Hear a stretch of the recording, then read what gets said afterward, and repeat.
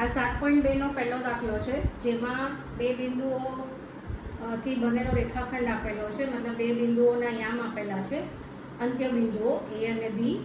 એના યામ છે -1 અને 7, બીના યામ છે 4 અને -3, અને એના કારણે જે વિભાજન થાય છે, મતલબ રેખાખંડનું જે 2:3 માં વિભાજન થાય છે, તો બે ભાગ પછી જે પોઈન્ટ આવે છે પી, જે મેં પી લખેલું છે, એના યામ શોધવાના છે.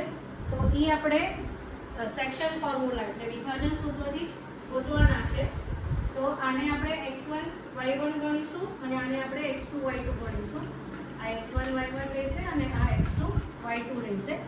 તો પહેલા આપણે x યામ માટેનું સૂત્ર એક જ વખત સૂત્ર લખીને બતાડીશ, પછી તમારે દરેક વખતે લખવાનું છે m1 x2 plus m2 x1 છેદમાં m1 પ્લસ m2. બરાબર છે?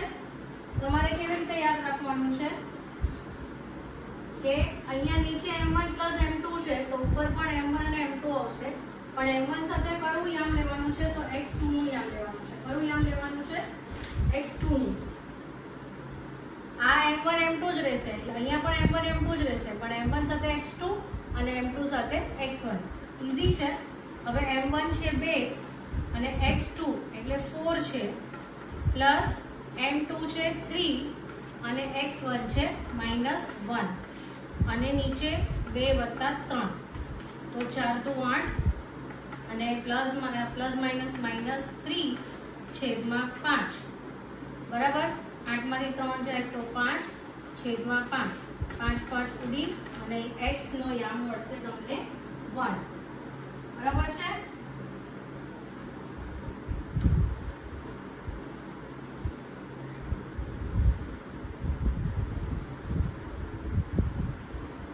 આન્સર ચેક કરી લેજો બરાબર છે કે નહીં.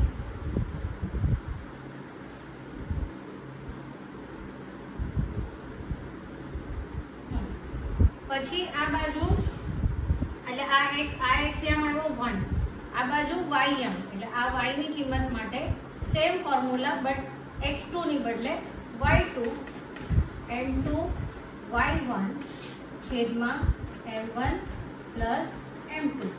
હવે m1 કેટલું છે? જો ગુણોત્તર છે ને ત્યારે પણ માઇનસમાં નહીં હોય, યામ જ માઇનસમાં હશે. હવે y2, તો y2 કેટલું છે? -3 પ્લસ 3. આ m2 ની કિંમત શું છે? 3, અને m1 y1 તો એ છે 7 છેદમાં 2 + 3, તો -6 + 21 છેદમાં 5.